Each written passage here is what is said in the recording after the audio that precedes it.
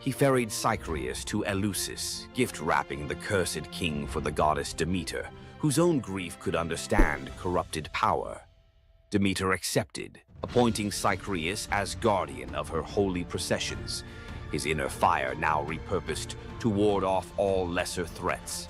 As Cycreus's ship slipped away, islanders swore the shoreline hissed, not from waves, but from a dragon's whisper receding with its unwilling host. Salamis kept the dragon's bronze scales nailed above city gates for centuries, tarnished mirrors reminding every leader, conquer your monsters, yes, but never wear their skins. Power taken from terror carries terror's seed. When rage becomes crown, abdication may be salvation. Young hunter Tiresias strikes the snakes with his staff. Hera curses him into a woman for 7 years. He marries, bears children, learns the loom songs of grief men never hear. 7 winters later, he meets the serpents again, carefully steps over them, spell breaks. He's male once more. Later, Zeus and Hera bicker. Who enjoys love more, man or woman? They drag Tiresias in as data point. He sides with Zeus. Women feel 9 times the pleasure. Hera, furious, blinds him. Zeus, guilt-struck, gifts prophecy and a lifespan of 7 generations. Thus, the greatest seer of Thebes walks the tightrope of fate without eyesight, yet clearer vision than any living soul. It's said he chuckled on his deathbed. Blind, I've seen 2 worlds, inside and out. King Ceyx sails to consult an oracle. Wife Alcyone prays he waits for calmer weather. He doesn't. Zeus, annoyed that Ceyx invoked him too often in casual oaths, hurls a thunderstorm that swallows the ship. Ceyx's spirit, soaked and shivering, begs Iris to carry a goodbye. Sleep god Morpheus impersonates Ceyx's drowned corpse in Alcyone's dream. She wakes screaming, runs to the surf. There's the real body, ghost pale in foam. In raw despair, she leaps after him. The gods, pierced by this double plunge, morph the lovers mid-air into halcyon birds, kingfishers with royal blue backs. To let their floating nest survive, Zeus stills the winter seas for 14 days every January. Sailors call it the halcyon days, when storms bank their rage and even grief takes a coffee break. Which transformation slapped hardest? Tree, oath, dragon, gender shift, or bird? Hit the comments. Smash like. If you'll think twice before reading random fruit out loud, subscribe for next week's plunge into the 3 mortals who blackmailed the fates. And ring that bell. Unlike Zeus's thunder, it won't roast you for imposter syndrome. See you in the halcyon calm. Centaurs.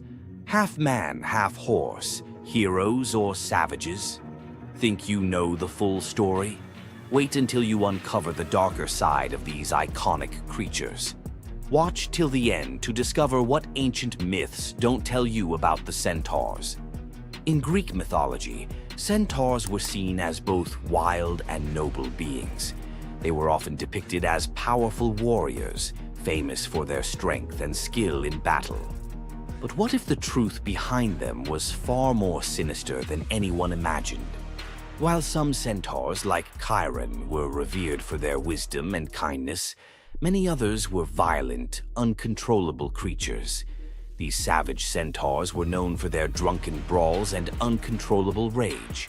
The most infamous event? The Battle of the Lapiths and Centaurs, where they fought against the Lapiths during a wedding feast, leading to a massacre of both men and women. Their brutal behavior was more than just a mythological tale. It symbolized the chaos that could occur when civilization collided with the wild, untamed forces of nature. But why did the Greeks depict centaurs this way? Was it a cautionary tale about the dangers of unchecked power and savagery, or a deeper reflection on humanity's struggle between reason and instinct? The darker truth behind the centaur myth might just hold the key to understanding the wild, primal side of ancient Greek culture. Centaurs are more than just mythical beasts. They represent the conflict within us all. If you're fascinated by the hidden truths of ancient myths, don't forget to subscribe for more dark stories from Greek mythology. What makes Zeus, the mighty king of the Greek gods, one of the most fascinating figures in mythology? Is it his unparalleled power over the skies, his cunning strategies, or the sheer drama of his endless affairs?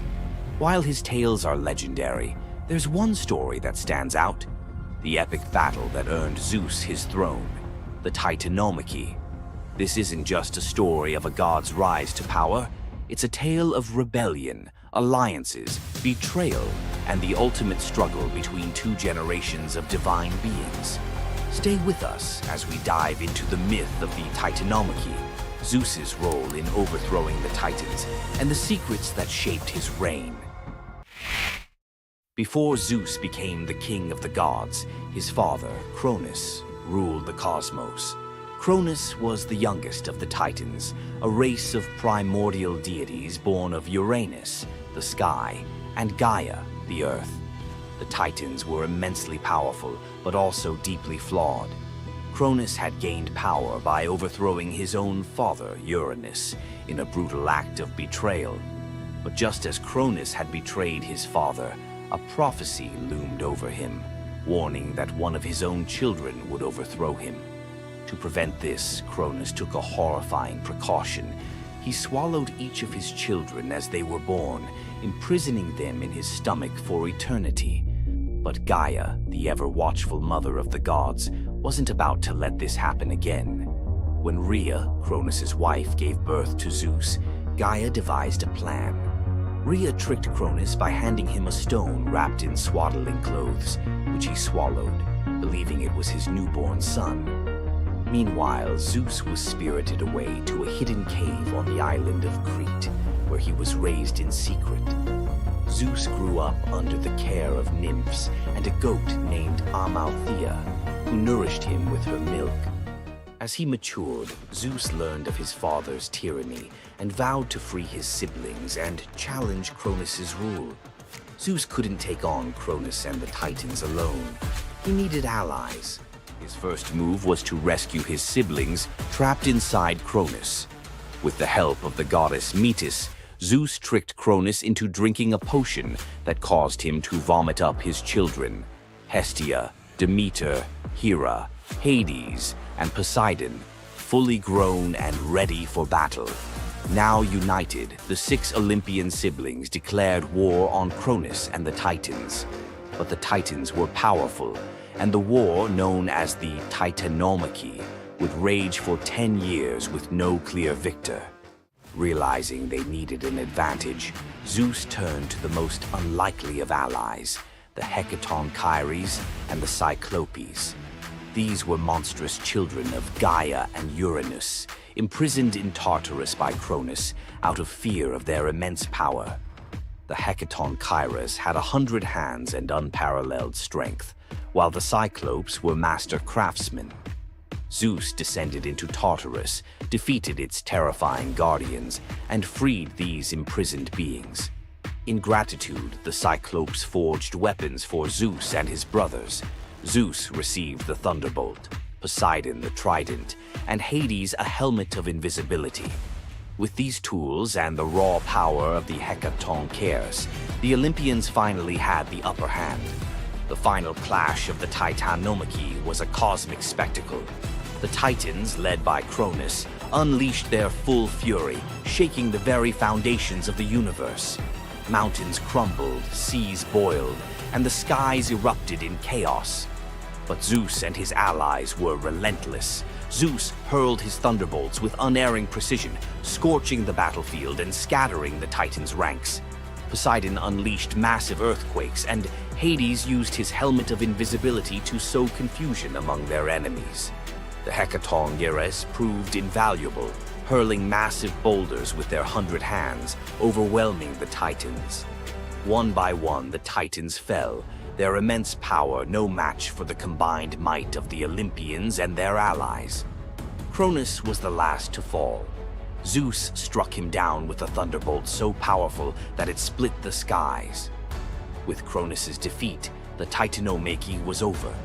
With the Titans defeated, Zeus and his siblings faced a choice: what to do with their vanquished foes. In a move both strategic and ruthless, Zeus imprisoned the Titans in Tartarus, deep within the underworld, where they would remain for eternity under the watchful eye of the Hecaton Kyries. Zeus then divided the cosmos with his brothers. He claimed the skies as his domain, Poseidon took the seas, and Hades ruled the underworld. Together, they established the rule of the Olympians, with Zeus as their undisputed king. But the Titanomachy left scars. Gaia, enraged by the imprisonment of her Titan children, gave birth to new monstrous beings to challenge Zeus's reign. Among them was Typhon, a creature so fearsome that even the gods trembled before him. Typhon's battle with Zeus is another story for another day, but it serves as a reminder that power in the ancient world was never secure. Zeus's rise to power marked the beginning of a new era, but his reign was anything but peaceful. While he was the king of the gods, his rule was marked by constant challenges, from rebellious mortals to jealous deities and his own unquenchable desire for love and control. Zeus was both a protector and a tyrant, a figure who inspired awe and fear. His thunderbolts were a symbol of justice, but they were also a tool of destruction. He fathered countless children, both mortal and divine, and his many affairs often sparked conflict among the gods. Yet, despite his flaws, Zeus's rule brought stability to a chaotic world. Under his reign, the gods established order, overseeing the realms of humans and maintaining the delicate balance between earth, sea, and sky. The myth of Zeus and the Titanomachy isn't just a tale of war. It's a story about the cycles of power and rebellion. Just as Zeus overthrew Cronus, who had overthrown Uranus, Greek myths suggest that even the mightiest rulers are vulnerable to the forces of change. Zeus's story reminds us that leadership comes with its own set of challenges. It's not just about gaining power, it's about maintaining it, often at great cost.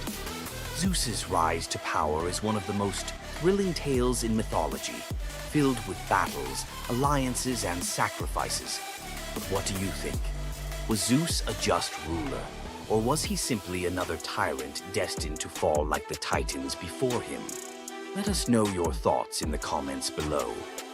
Don't forget to like this video if you enjoyed this dive into Greek mythology, share it with fellow myth lovers, and subscribe to our channel for more epic tales from the ancient world.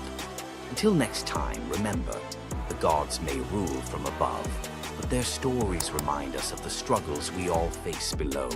Hor, the thunder god, woke up to find his greatest nightmare had come true. Mjolnir, his mighty hammer that could level mountains and control lightning itself, was gone. Without it, the thunder god was powerless, vulnerable, and mocked. The weapon that defined his very identity as protector of Asgard had vanished without a trace. But what happened next would humiliate him more than any defeat in battle.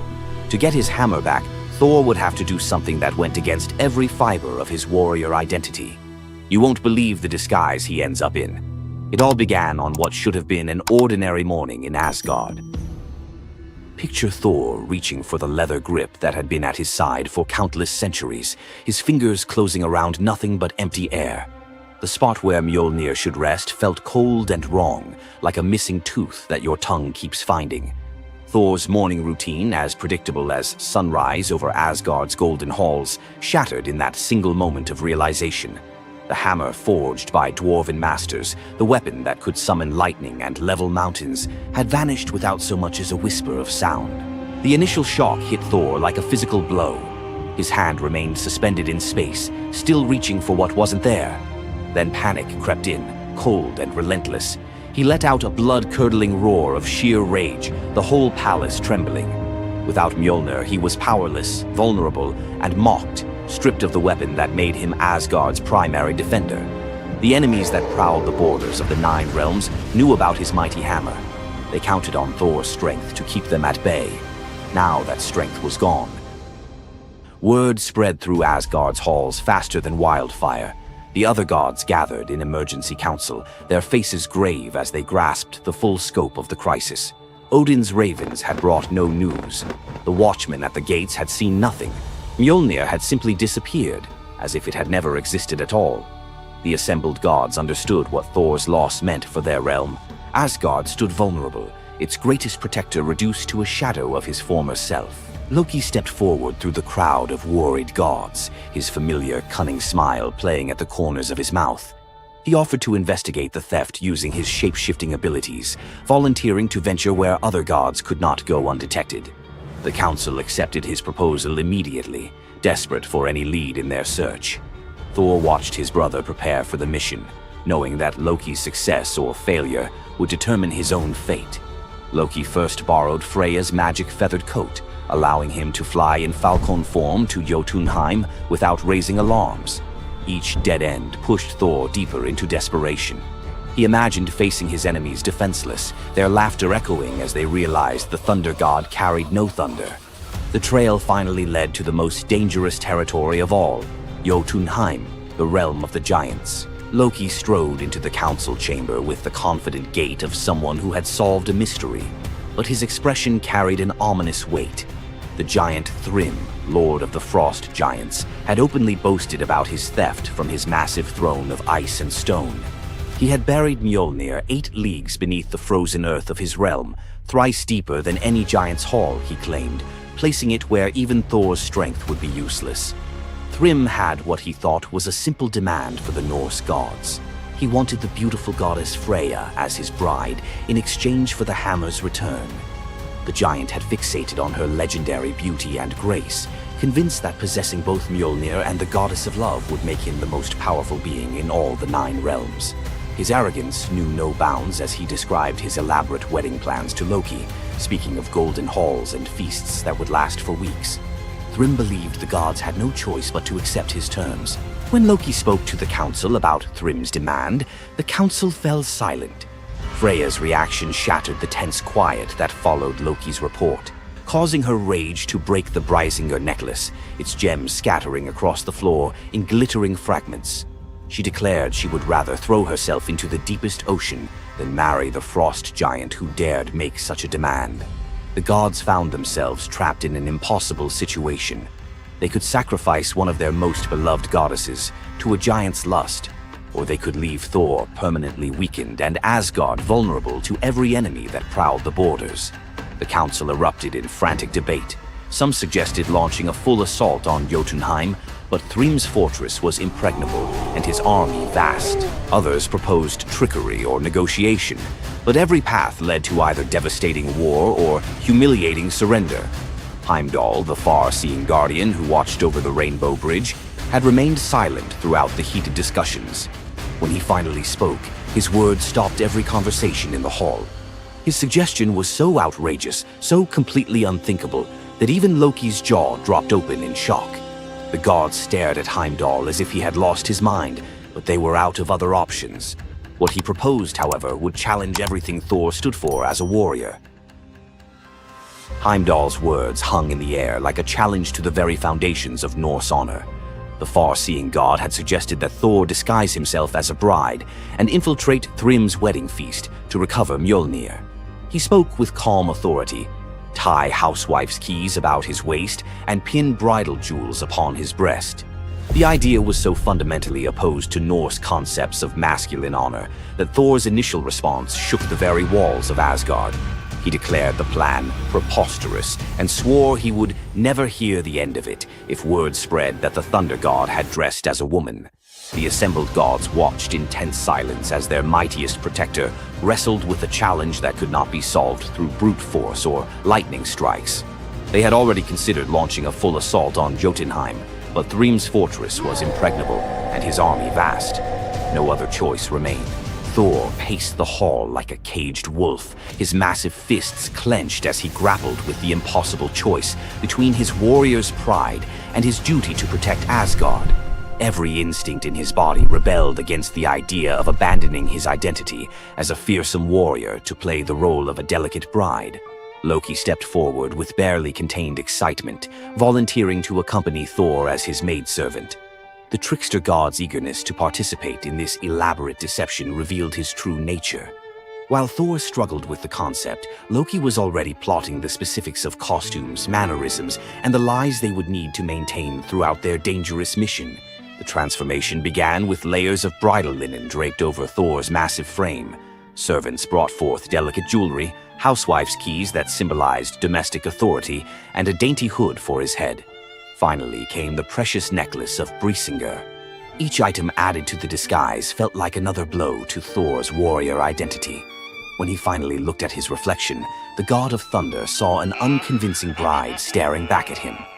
Thor finally accepted the plan because no alternative existed. The unlikely pair prepared to set off for enemy territory, where their deception would face its ultimate test among giants, eager to celebrate their lord's triumph. The great hall of Thrym's fortress buzzed with excitement as giants gathered to witness their lord's marriage to the most beautiful goddess in all the 9 realms. Thor sat at the high table in his bridal disguise, surrounded by massive frost giants who raised their drinking horns in celebration. The feast spread before them displayed the giants' wealth and power. Roasted oxen filled enormous platters, fresh salmon gleamed on silver dishes, and barrels of mead stood ready to fuel the night's festivities. Thor's legendary appetite struck like a thunderbolt. He polished off an ox and ate whole salmon in moments, tearing through the meat as if he hadn't eaten in weeks. 3 measures of mead vanished as quickly as if someone had poured them into a bottomless pit. The assembled giants watched in stunned silence as the delicate bride consumed more food than most warriors could handle. Thrym's eyes narrowed with growing suspicion. This goddess ate like a battle-hardened warrior, returning from a long campaign, not like the refined Freya he expected to marry. Loki stepped forward with the smooth confidence of a master storyteller. He spun a tale about Freya's 8-day fast in eager anticipation of reaching Jotunheim and marrying the mighty Thrym.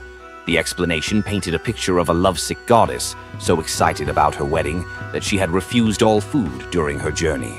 The giants nodded in understanding, their suspicions melting away as they accepted this romantic explanation. Thrym felt honored by such devotion and relaxed completely, his doubts vanishing. Beneath his bridal veil, Thor's rage simmered like molten metal ready to explode. Every moment at the feast brought new challenges as he struggled to maintain feminine mannerisms while surrounded by his enemies. His massive hands shook with barely controlled fury as he watched the giants celebrate what they believed was their victory over Asgard. The critical moment finally arrived. Thrym commanded his servants to bring Mjolnir forth, the very moment Thor had trained his eyes on since dawn. The servants placed the legendary weapon before the disguised bride as part of the traditional ceremony. Thor's fingers closed around Mjolnir's familiar handle, and lightning immediately crackled through the hall. He ripped away his bridal veil and roared his true identity to the shocked giants. Thrym's eyes widened in terror as he realized the bride he had been celebrating was actually the god of thunder himself. Thor swung Mjolnir, killing Thrym instantly after crushing his skull with Mjolnir, then turned on the assembled giants, and even the pleading giantess met Mjolnir's crack before the hall fell silent. The theft that had begun with arrogance ended in complete destruction. This tale reveals how even the mightiest heroes must sometimes sacrifice their pride to protect what matters most. Back in Asgard, the Aesir never spoke of the bearded bride again, though a few still hide a smirk when Thor raises Mjolnir. And we end this story with a very valuable lesson. Never steal Thor's hammer. And if you're going to, don't make him dress like a woman.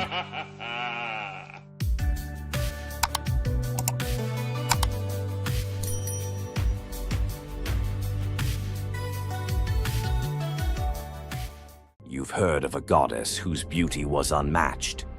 But what if I told you that her beauty wasn't what it seemed? In fact, her allure led to some of the darkest consequences in ancient myth. This goddess, adored by many, held the power to captivate anyone with a mere glance. She was so beautiful that her charm could sway the gods, kings, and mortals alike. But this beauty came with a deadly price. The goddess we're talking about is none other than Aphrodite, the Greek goddess of love and beauty. While she is often depicted as the epitome of grace, sensuality, and allure, Her beauty was more of a curse than a gift. Aphrodite's powers extended beyond just physical beauty. Her charm was irresistible, but it came at a cost. Her very presence could bring turmoil.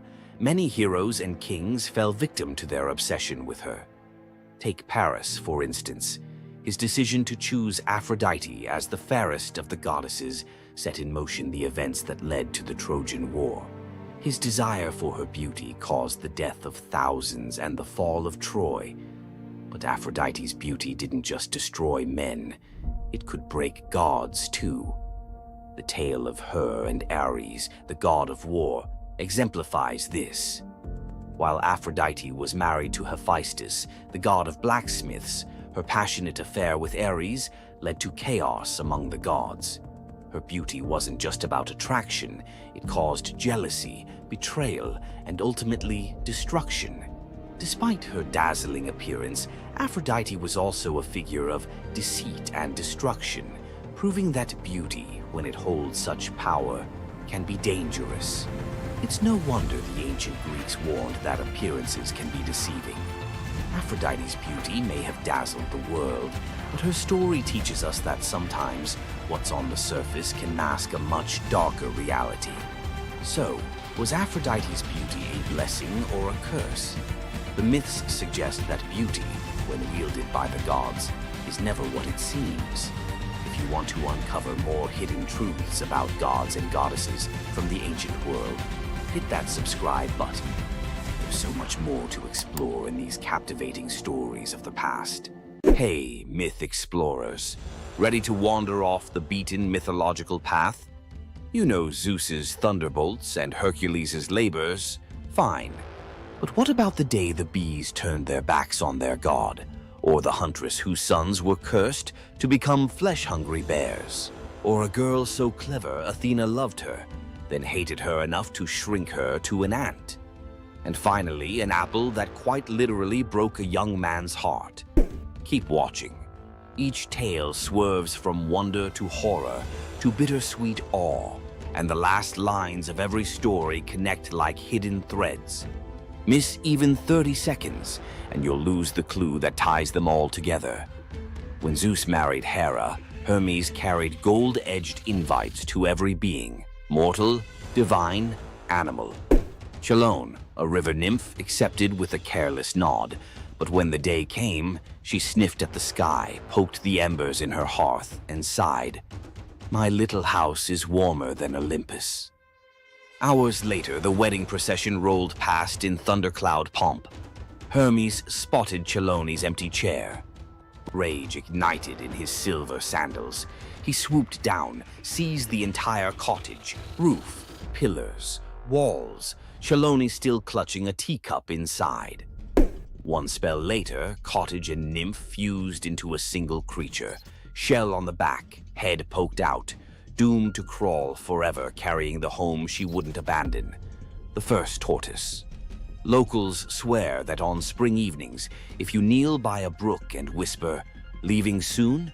any tortoise nearby will retreat into its shell, tiny echo of a goddess-scorned recluse. Long before "Save the Bees" was a slogan, there was Aristaeus, demigod shepherd, inventor of cheese, olive oil, and above all, beekeeping. People swore the hum of his hives kept sickness out of the valley. Then one midsummer dawn, every bee lay motionless, wings stiff as parchment. The air that once thrummed with life sat dead and silent. The villagers called it the funeral of the bees. Desperate, Aristaeus trekked through reeds to consult Proteus, the shape-shifting sea prophet. Proteus, half seal, half seer, spat seawater and hissed, "The nymphs of the meadows curse you for the part you played in Eurydice's death. Mourn in their tongue, blood, smoke, and remembrance. The penance? 4 pure bulls and 4 unblemished heifers sacrificed at a spring, their carcasses left to rot beneath the sun. An act so revolting only the gods could read its poetry." Aristaeus obeyed, mouth clamped against nausea. On the third sunrise, he returned. From one bull's ribcage poured a golden cloud. Brand new bees poured from The message was brutal but clear. Regeneration demands sacrifice. Aristeus fell to his knees, honeyed tears streaking his cheeks as the swarm chose his outstretched arms as their first hive. King Minos wanted an army with one soldier, so Festus cast Talos, a walking fortress of molten copper now hardened into bronze. 3 times a day, Talos circled the island. Invaders saw a man-sized sunrise sprinting the shoreline, hurling stones the size of oxen. Yet, the gods built Talos with a single flaw, a plug at his ankle sealing a vein that pulsed ichor, divine lifeblood. Cue Jason and the Argonauts, desperate to dock. The witch Medea stepped forward, eyes glinting like mercury. Mighty Talos, you are metal, but do you feel pain? She sang of mortality, of rust, of endless duty with no rest. The bronze giant, half mind, half mechanism, knelt suddenly aware. A breeze teased the nail loose. One crimson gold jet spurted. Talos staggered, knees carving trenches in sand, and crashed, an empty shell echoing like a temple bell. Crete was silent but for the hiss of ichor boiling away.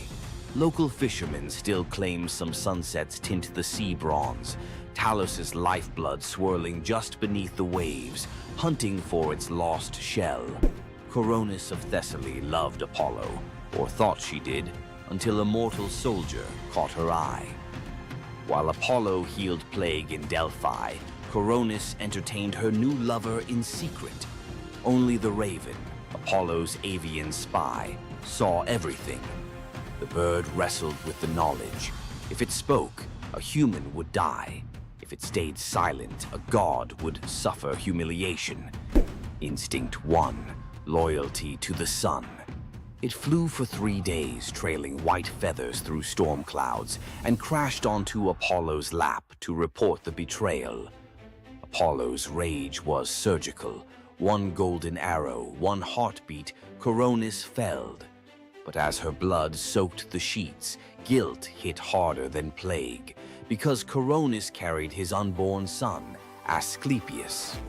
Apollo yanked the child from the dying womb, gave him to the centaur Chiron, and spun on the trembling raven. You wanted me to see darkness. Now wear it. Flames the color of a lunar eclipse licked across white plumage, charring every feather jet black. The raven screeched, not from pain, but from shame immortalized. From then on, ravens lost the ability to speak in clear words. All that's left is the croak that sounds like a secret you can't quite make out. King Salmoneus looked at Olympus and saw a marketing opportunity. He forged iron wheels that struck bronze streets, sparking hellish fire. He hung bronze kettles along rope bridges, and when his servants tugged the ropes, they roared like thunder across the sky. During festivals, he hurled lit torches from his chariot, shouting, "Tremble, mortals! I am Zeus!" Crowds, half fearful, half entertained, showered him with offerings. Thunder for Hire became the hottest ticket north of Delphi, but word climbed the air like smoke, reached the real Zeus, who waited for the perfect dramatic sting. On Salmonia's grandest fate, dark clouds gathered, but the sky remained eerily quiet. Salmoneus rode out, ready to drop his counterfeit thunder. Zeus answered with the genuine article, a single bolt that vaporized the rope bridges, melted the bronze road into a river of screaming metal, and hurled Salmoneus, chariot, horses, ego, into Tartarus. There, chained to a rotating rock, he hears only one sound. Authentic thunder he can never claim. Locals swear the ruins of Salmonia still ring on electric nights. Metallic echoes of Zeus performing an audit on false advertising. Polyphonte, one-time devotee of Artemis, vowed to remain chaste, but Aphrodite, never fond of holdouts, infected her with lust for a passing bear. Yes, a bear. Polyphonte vanished into the woods and returned months later with twin boys, Agrius and Aureus, towering, coarse-haired, with appetites that chilled the blood. They laughed at altars, hunted travelers, and roasted human limbs over campfires. Zeus finally snapped. He ordered Hermes to punish the whole family in whatever way preserves terror for future ages. Hermes, unwilling to butcher newborns, enlisted Ares, who gleefully bound the twins upside down and hacked off hands and feet. But before the blade fell again, the gods changed their minds, opting for metamorphosis over gore. Polyphonte became the Strix, a death-omen owl whose shriek freezes armies. Aureus twisted into a towering eagle owl, herald of war. Agrius sank into the body of a vulture, forever gnawing carrion. And the family's hillside cave? Locals swear it still reeks of smoke and sweet meat. Farmers mark its mouth with iron nails. Iron, they say, silences bare-born ghosts.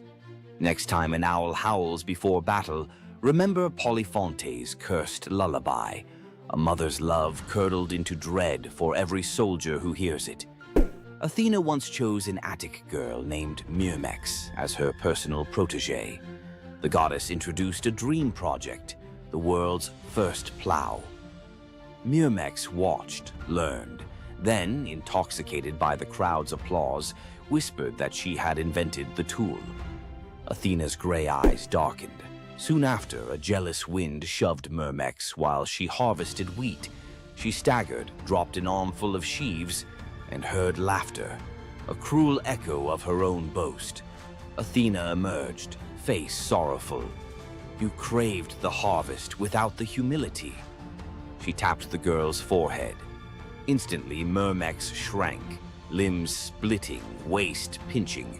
An ant scuttled where a maiden had stood, destined to steal crumbs of grain for eternity, mimicking the theft of Athena's credit. Centuries later, Zeus needed loyal subjects for his son Aeacus in barren Aegina. He saw the ant swarm and, in a grim joke, transformed them into soldiers. The Myrmidons, silent, disciplined, famous under Achilles at Troy. The bravest army in myth owes its origin to a single boastful sentence. Medusa grew up alongside the breathtaking Adonis under the roof of King Cinyras. Where Adonis was radiant, Medusa was steady, guard, confidant, brother in all but blood. When a boar gored Adonis in Aphrodite's sacred grove, every flower dimmed, and Medusa felt his chest collapse inward. Days later, they brought Adonis's body home. Melas strung a rope from a pomegranate tree and hanged himself, grief carving deeper than any tusk. His wife Pelia followed. Aphrodite arrived, drenched in her own tears, too late to save them, but not too late to transform them. Melas became the apple tree, branches heavy with fruit the color of heart blood. Pelia became the dove, eternal companion to Aphrodite, cooing in the apple's boughs. Their infant son, also named Melas, was spared and ordered to Delos to teach islanders the craft of shearing sheep. Ever since, Greeks call flocks mela in his honor. Legend says when an apple falls perfectly into a lover's open palm, Melas is granting a fragment of his devotion, a reminder that love can be both sweet and lethal. Every crunch echoes a heartbreak older than history. Careful who you offer an apple to. Aphrodite might just be listening. Which boundary breaker freaked you out most? Drop your vote below. Smash like if you'll think twice before faking thunder. Subscribe for Forgotten Monsters next week, and ring the bell. Unlike Malinoe, notifications haunt only by day. See you in the echoes. Imagine being one of the greatest hunters in the world, known for your unmatched speed and skill. But despite all your abilities, your destiny is determined by a simple golden apple. Let me tell you the tragic tale of Atalanta, the huntress who couldn't escape her fate. Atalanta was abandoned at birth by her father, Zeus, who didn't want a daughter. Left to die in the wilderness, she was raised by a she-bear, learning to hunt and survive. As she grew, Atalanta became a legendary warrior, her skills in hunting unmatched. But no matter how great she became, she could never escape one thing: her prophecy. A prophecy foretold that Atalanta would only marry a man who could outrun her in a race. As the years went by, many suitors came, eager to win her hand. But Atalanta, fiercely independent, defeated them all. Her speed was unbeatable, and no man could match her skill. Then came Meleager, a brave hero who had heard of Atalanta's strength and beauty. Unlike the others, he didn't boast about his abilities. Instead, he came prepared with a plan. Meleager, knowing Atalanta's curse, asked the goddess Aphrodite for help. She granted him 3 golden apples, which he used to distract Atalanta during their race. As Atalanta raced ahead, confident of her victory, Meleager tossed the apples one by one in her path. The golden apples were so beautiful, they distracted Atalanta just enough to slow her down. In the end, Meleager won the race, and Atalanta was forced to marry him, despite her reluctance to give up her independence. But the story doesn't end in happiness. Atalanta and Meleager's marriage was plagued with regret. Atalanta, still driven by her need for freedom, felt trapped by the very love she couldn't escape. And in the end, Meleager, whose destiny was also marked by the gods, tragically died before she could ever truly be free. Atalanta's story is a tale of love, fate, and the clash between personal destiny and desire. Despite her unmatched strength and independence, her fate was sealed by love, and her story remains a tragic reminder of how even the most powerful can be brought down by what they cannot control. If Atalanta's bittersweet story of fate and love left you in awe, subscribe for more untold Greek myths and the heroes who shaped the ancient world. You thought fairy tales were magical. Think again. The real origins of these classic tales are disturbing, gruesome, and filled with horror. Many of these stories have been sanitized for modern audiences, but their original versions were filled with betrayal, curses, and brutal consequences. From Pinocchio's horrifying fate to the true story of Bluebeard, let's dive into the darker side of fairy tales that history tried to erase. Fairy tales weren't always about happily ever after. Many of them were cautionary tales, warning of real dangers, human cruelty, and supernatural horrors. 1. The original Pinocchio, a gruesome fate. Before Disney made him a lovable puppet, Carlo Collodi's original Pinocchio was a terrifying little troublemaker. Instead of learning his lesson, he was hanged from a tree by a group of bandits, left to suffocate as a punishment for his misdeeds. 2. Bluebeard, the serial killer's tale. Bluebeard was not a misunderstood nobleman. He was a full-blown serial killer. In Charles Perrault's version, Bluebeard marries multiple women and forbids them from entering one locked room. When his latest wife disobeys, she discovers the corpses of his past wives, hanging from hooks. He nearly kills her too, but she's saved at the last second by her brothers. Some believe this gruesome tale was inspired by real-life figures like Gilles de Rais, a nobleman convicted of horrific crimes. 3. The Pied Piper, a tale of mass disappearance. The Pied Piper of Hamelin was not just about a man who played music to lead away rats. He also took the children. In some versions, the town refuses to pay him for his services, so he takes revenge by luring all of their children into a cave, where they are never seen again. Historians believe this could be based on a real event, where an entire group of children from Hamelin mysteriously vanished in the Middle Ages. 4. Rumpelstiltskin, a vengeful trickster. In the original versions of Rumpelstiltskin, when the young queen guesses his name, he doesn't just leave. He flies into a rage so intense that he tears himself in half. In some versions, he stomps on the ground in fury, falling into a pit and disappearing forever. His obsession with taking the queen's child has led some to believe he wasn't just a trickster, but something far darker. 5. The Robber Bridegroom, A Wedding Night Nightmare. This lesser-known grim tale tells the story of a young woman forced to marry a wealthy man. Suspicious of her husband-to-be, she follows him to his home, only to discover that he and his band of robbers murder and eat women. She watches in horror as they butcher a young girl, cutting her into pieces. Luckily, she escapes and exposes them, leading to their execution. 6. The Juniper Tree, a tale of cannibalism and revenge. One of the most horrifying grim fairy tales, The Juniper Tree tells of a stepmother who decapitates her stepson, cooks his body, and feeds it to his unsuspecting father. The boy's sister buries his bones under a juniper tree, and from the tree the boy returns as a vengeful spirit, transforming into a bird and dropping a millstone on his stepmother, crushing her to death. 7. The Girl Without Hands, a story of betrayal and survival. In this disturbing fairy tale, a poor man accidentally sells his daughter to the devil in exchange for wealth. When she resists the devil's temptations, her own father chops off her hands to fulfill the bargain. Eventually, she escapes, gains magical silver hands, and finds a happier fate, but not before enduring unimaginable suffering. Why were these stories so disturbing? Fairy tales weren't just for children. They were warnings, morality lessons, and sometimes outright horror stories meant to instill fear and obedience. Over time, many of them were altered, softened, or rewritten to make them more acceptable. Which of these dark fairy tales shocked you the most? Want to uncover more forgotten stories and chilling legends? Subscribe now and dive into the forgotten history of fairy tales.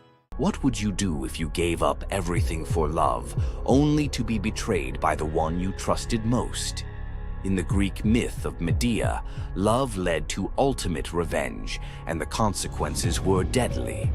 Let's dive into this tragic tale. Medea, a sorceress of immense power, fell in love with Jason, the leader of the Argonauts, when he came to her homeland seeking help. Medea, who was deeply in love with him, used her magic to aid him in his quest for the Golden Fleece. She betrayed her own family, murdered her brother, and helped Jason achieve his goal, all out of love for him. Once Jason had the fleece, Medea fled with him to Greece, where they started a life together. But as time went on, Jason's love for Medea faded. He decided to marry Glauce, the daughter of Creon, the king of Corinth, in an effort to secure a more powerful position. Medea, heartbroken and furious at the betrayal, decided to exact her revenge. She used her powers to craft a poison so deadly that it would burn Glauce alive when she put on a beautiful dress that Medea had sent her as a gift. But Medea didn't stop there. In her grief and rage, she murdered her own children, Jason's children, to ensure he would suffer the most for his betrayal. The pain of losing everything she loved was unbearable, and Medea, having left nothing behind but destruction, fled to Athens, leaving Jason to wallow in his sorrow and regret.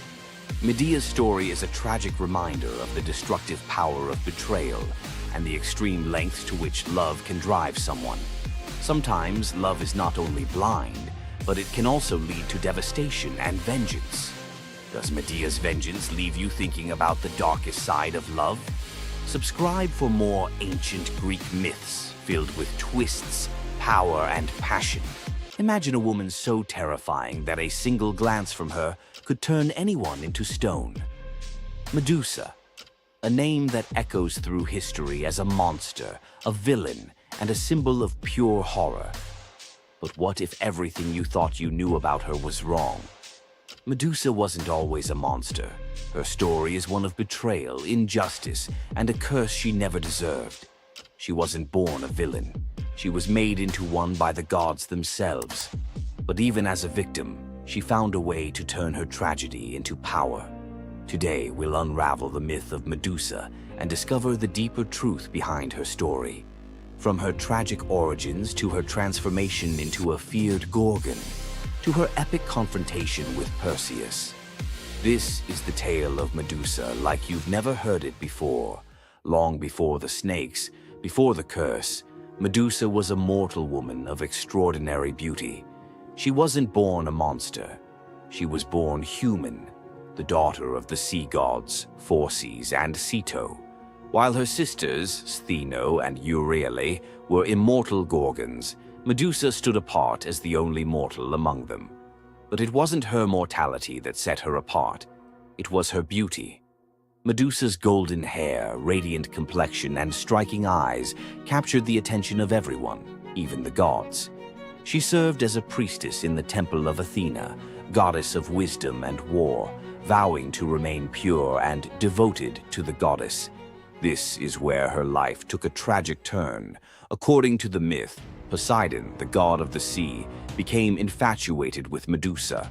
Overcome by desire, he pursued her relentlessly, and one fateful day he cornered her in Athena's temple.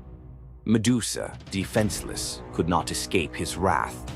But instead of protecting her, Athena turned her fury against Medusa. The goddess, enraged by the desecration of her temple, cursed Medusa for what had happened, punishing the victim instead of the perpetrator. Athena's curse transformed Medusa into a Gorgon, a being so hideous that no one could bear to look at her.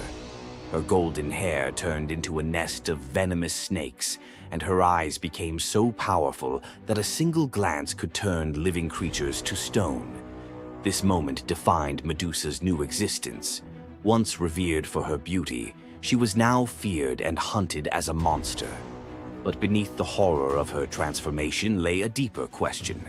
Was Medusa truly cursed, or had she been given a weapon to defend herself in a world that had betrayed her? Medusa fled from civilization, retreating to a remote island where she lived in solitude. Here she came to terms with her new form and the terror it inspired.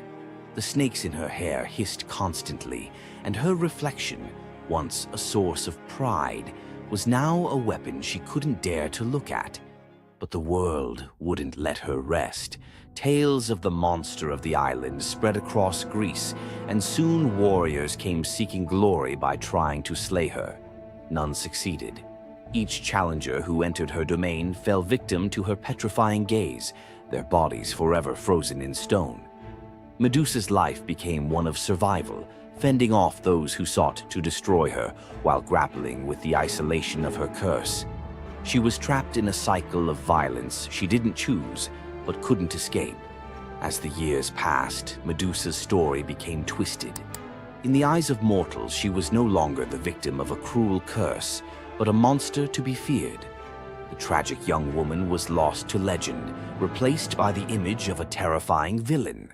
Enter Perseus, a young demigod with a destiny to fulfill. Tasked with bringing back Medusa's head as proof of his strength, Perseus embarked on a perilous journey to find her. But unlike the warriors before him, Perseus wasn't relying solely on his skill. He had the favor of the gods. Athena and Hermes provided Perseus with gifts to help him on his quest. Winged sandals to fly, a reflective shield to avoid Medusa's gaze, and a sword sharp enough to cut through anything.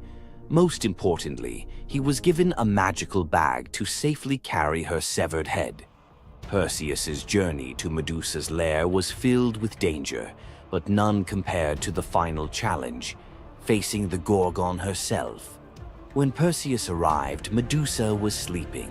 For the first time in years, she looked peaceful, an almost human reminder of who she once was.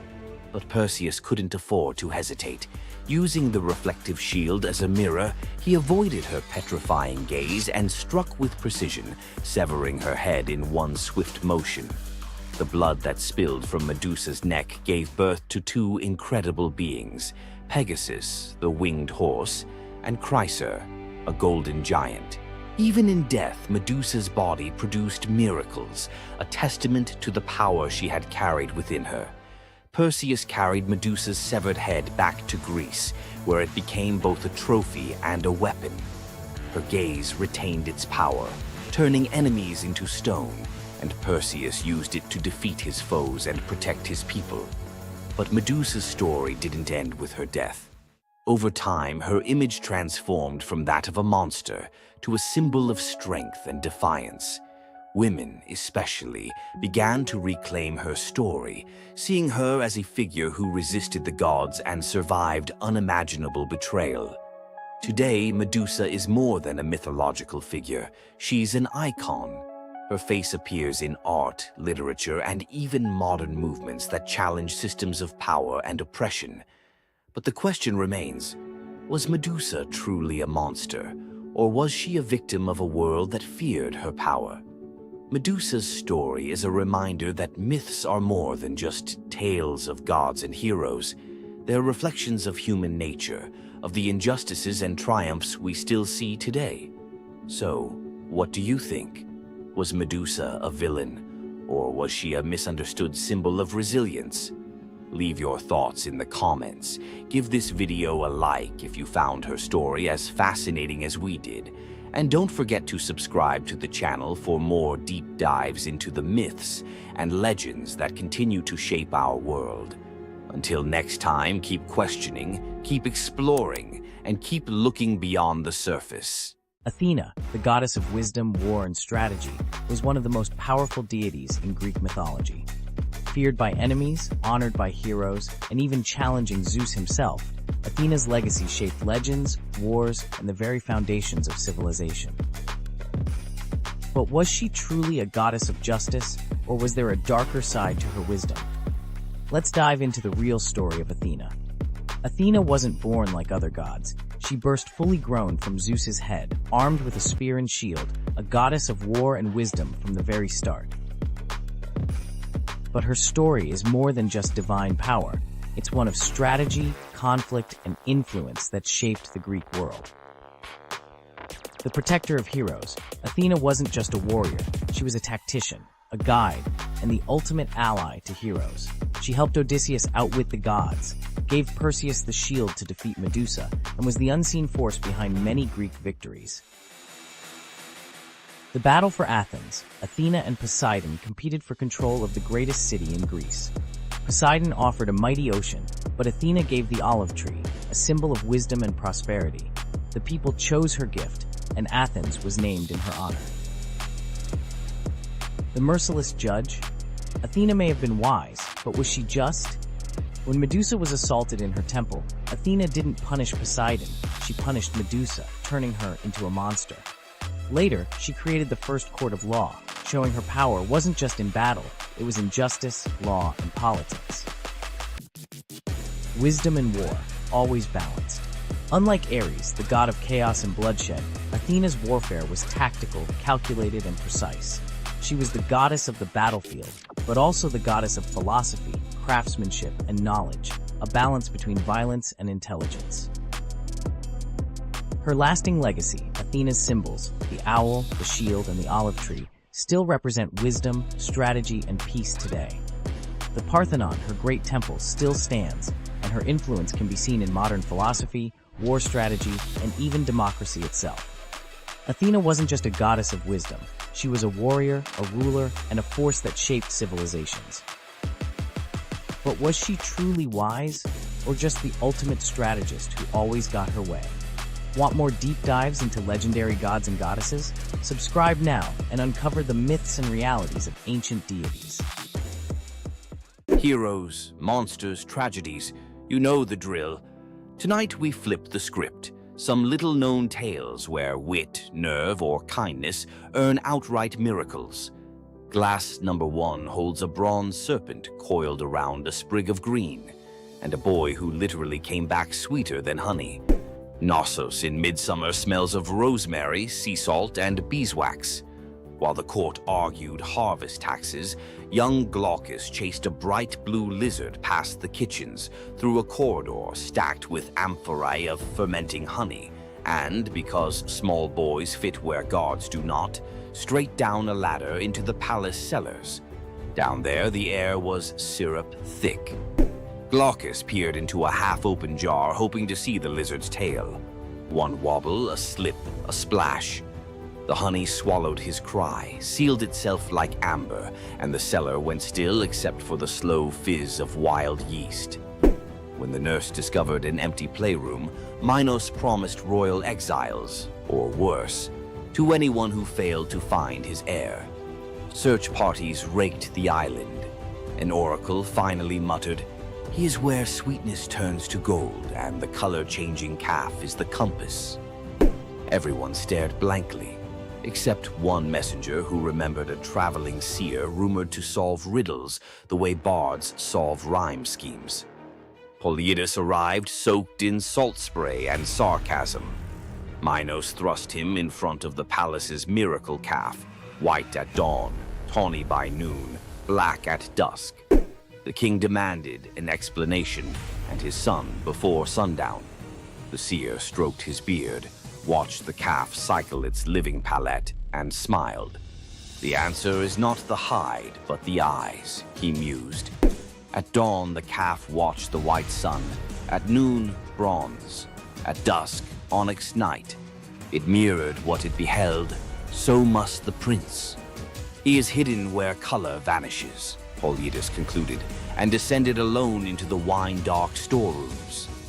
Lantern raised, he located the honey amphora, whose surface held no reflections, only silence. He cracked the seal, found Glaucus suspended in golden stillness, lips blue, limbs floating like reeds in amber. When guards hauled boy in jar to the throne room, Minos' relief curdled into fury. "Resurrect him," he ordered, "or you will keep him company." The seer and the honey coffin were locked inside a stone vault. The bar grinded shut. Torches flickered out. The only light came from honey's inner glow. Polyidus knelt, mind racing through every charm he knew. None could reverse 2 hours without breath. A soft hiss cut the darkness. A serpent, scales gold as harvest wheat, slipped under the door. Polyidus, fearing venom, crushed it with a wine jug. Silence returned, briefly. A second serpent slid beside its fallen mate, circled the body, vanished into a crack, and re-emerged, clutching a sprig of leaves that glimmered in emerald fire. Pressed the herb to the dead serpent's mouth. In a shiver of sinew, the creature revived. The pair slithered away, leaving the leaf behind like a lesson. Polyidus' pulse hammered. He ground the glowing plant between stone shards, smeared the paste across Glaucus' cold lips, and half praying to gods who seldom pick up, waited. A heartbeat. 2. Then the boy coughed, honey and air and the shriek of returning life. He sat up wide-eyed, asking if lunch was ready. The vault erupted in shouts. Guards dragged them to Minos, whose relief eclipsed his threats. "Teach the child your art," the king commanded, "and you may leave Crete with both eyes intact." For 30 days, Polyidus tutored Glaucus, reading omens in bird flight, divining storms by the smell of stone, decoding dreams as if they were parchment. Each lesson the seer delivered with growing dread. Minos could weaponize prophecy. On the final morning, he presented Glaucus with a cup of wine to seal memory. The boy drank. Polyidus leaned close, whispered a single word, and the wine turned bitter. Glaucus spat it back onto Polyidus' lips. That was the spell. Every technique, every cosmic shortcut drained from the boy's mind like sand through a broken hourglass. He would live healthy, happy, but ordinary. The gift stayed locked in Polyidus' own skull. The seer departed at sunset, pockets empty except for a few stray violet leaves, the serpent herb. Some say he planted them across the Aegean. Others insist he fed them to bees, breeding honey that glows faintly green when moonlight is thin. In mountain apiaries of rural Greece, beekeepers still search for Glaucus honey, said to cure a stopped heart if administered within 3 breaths. And every cellar apprentice learns, keep lids tight, keep ladders chained, and keep an eye out for serpents. Sometimes they carry medicines gods never meant us to find. Nymph Princess Cyrene tackles a lion preying on her father's cattle. Apollo, stalking inspiration, watches her wrestling the beast bare-handed and thinks, Forget lyres, that's poetry. He swoops not with roses, but a gold chariot pulled by griffins. Rule a land of your own, he says, pointing across the Mediterranean. Cyrene's answer, give me a bowstring and some good soil. She rides shotgun all the way to Libya. On sun-drenched highlands, she spears the ground. Fresh springs burst. The place becomes Cyrene, namesake queen founder. Apollo immortalizes her as a long-lived nymph. Their sons include Aristaeus, future bee guru, and Eadmon, Argonaut prophet. Centuries later, Cyrenean olive oil sells for triple price in Athens. Bottles carry a tiny embossed lion, reminder that one headlock can echo into a civilization. Morning of his birth, infant Hermes crawls out of cradle, spies a tortoise, hollows the shell, strings cowgut. Voila, the first lyre. Same afternoon, he rustles 50 of Apollo's divine cattle, walking them backward to confuse hoofprints. Apollo tracks the tune of an unfamiliar instrument to a cave and catches, not a rustler, a giggling baby. Hermes begins to play. The melody melts Apollo's fury like wax. The sun god trades the entire herd plus the golden staff of herdsmen for the lyre. Contract signed before Hermes can crawl again. Apollo becomes patron of music. Hermes gains official portfolio of travelers, traders, and, ironically, thieves. Every time a guitarist hands a riff to a bandmate for mutual gain, they reenact that cave-side barter. Enslaved courtesan Rhodopis toils in a Nile Delta villa. Her only treasure, a rose-hued slipper dating to her free childhood. She washes linens in the river, humming Ionian lullabies. While drying on the bank, one slipper is whisked by a sacred falcon, messenger of Horus, who drops it into Pharaoh Psamatechus's lap during court. Kings love omens. He declares he will marry the owner. Decree echoes across gnomes. Every woman must try the slipper. Noble women sulk. The shoe fits none until desert winds guide inspectors to Rhodopis scrubbing floors. The leather hugs her heel like destiny. Pharaoh weds the astonished Greek. At festivals, Rhodopis releases doves in thanks, tying our dove myth into hers, while storytellers across the Mediterranean seed the earliest Cinderella variant. Tyrrhenian pirates spy a pretty youth on an island. Clueless, it's Dionysus in vacation mode. They abduct him, plotting ransom. Helmsman Acoetes senses trouble but is overruled. Ropes fall off as ivy coils up masts. Sweet wine floods planks. Panthers materialize, purring menace. Pirates jump ship in panic.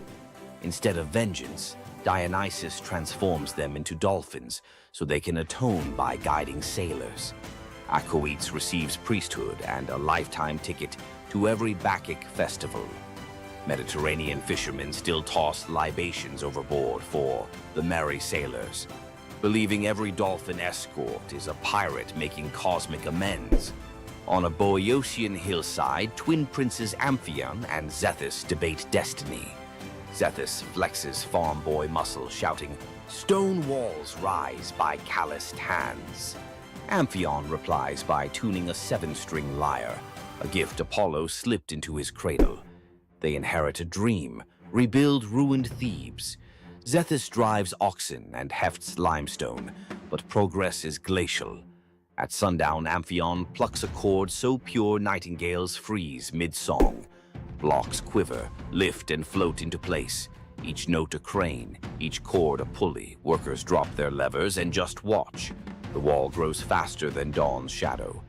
Jealous masons challenge him to raise the Cyclopean gate alone. Amphion smiles, strums a rugged minor scale. Boulders lumber across the valley like obedient elephants. Zethus, not to be outdone, times hammer blows to his brother's rhythm. For one glorious hour, hard labor becomes rock ballet. When the ramparts close, citizens cheer both sinew and song. Legends claim every stronghold thereafter leaves a lyre motif somewhere in its masonry, a secret tip of the hat to the prince who taught stones to dance. Modern acoustic engineers still reference the Amphion effect when vibration solves heavy lift problems. Princess Evadne hides an affair with Apollo. During labor, a blaze of violet light floods the barn. Baby Emus arrives enveloped in wild violets. Fearful, she places him on the riverbank, trusting fate. Weeks later, shepherds follow a bizarre sight. Honeybees moving in arrow formation. They find the infant alive, fed by nectar dripping from the flowers around him. The shepherd who lifts the child hears a voice inside his skull. "Raise me, I'll repay you in answers." At adolescence, Apollo calls Iamus to Olympia's sacred grove.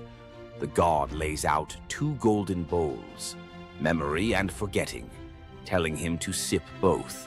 First bowl grants recall of every secret root in Earth. Second erases the fear of sharing that knowledge.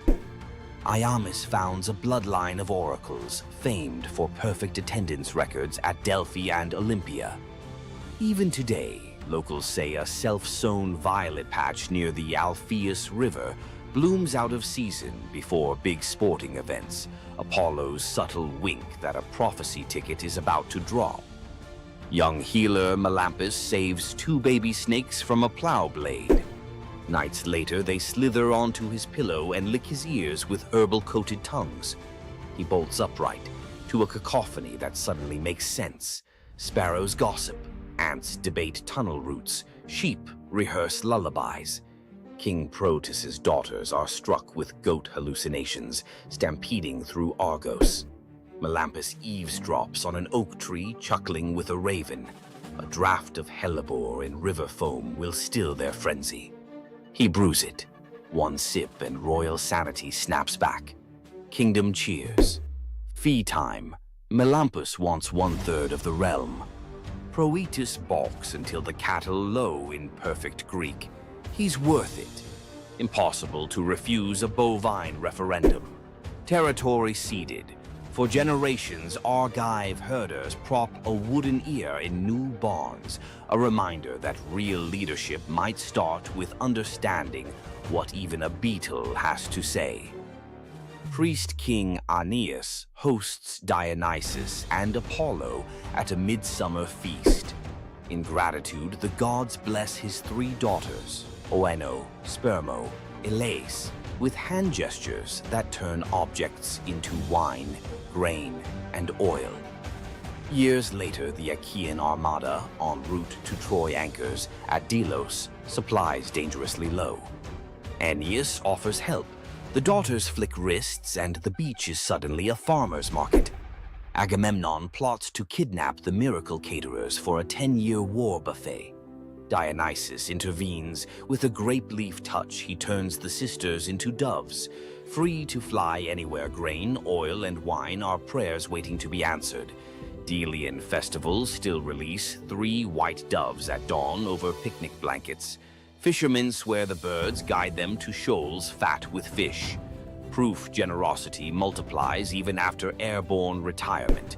If you felt the buzz of bees and the rattle in the dark, hit like, subscribe for more long-form myth dives, and ring the bells. Welcome back, lore hunters. Tonight I'm unwrapping some myths that slip through the cracks of pop culture, tales so rich you could live in them for weeks. Let the veils fall. Old Phaon hauled passengers between Lesbos and Asia Minor in a skiff patched more than a beggar's coat. One dusk, he carried an aged woman for free when storms canceled the rich man's coin. She touched his wrist, her skin warmed like sunrise. That crone revealed herself as Aphrodite. Payment: an alabaster jar of rose-scented balm. Phaon rubbed a dab on his temples. Waves reflected a new face, jaw sharp, curls ink black. Word of the god-veined ferryman blitzed across isles. Queens queued for night voyages. Fame fed on humility until none was left. Phaon mocked old lovers, hiked his fares, painted his hull with gold leaf. Aphrodite, hearing temple incense now dedicated to Phaon instead of herself, revisited, this time as a scarred sailor claiming poverty. Rebuked, she cursed the bomb to invert. Every admiring gaze would now age him a year. By next moon, the once idol looked like driftwood. He vanished, some say into the strait's whirlpool, others into a hermit cave. Poets still swear his ghostly skiff appears on starless nights. If you board, you arrive at dawn a decade older, pockets full of rose petals that rot before noon. Queen Althea of Calydon screamed through her labor as the hearth fire hissed. From the embers, a coal spat out, a single firebrand the length of a dagger. The fates appeared, scissors glinting. Lachesis measured the newborn's life against that coal.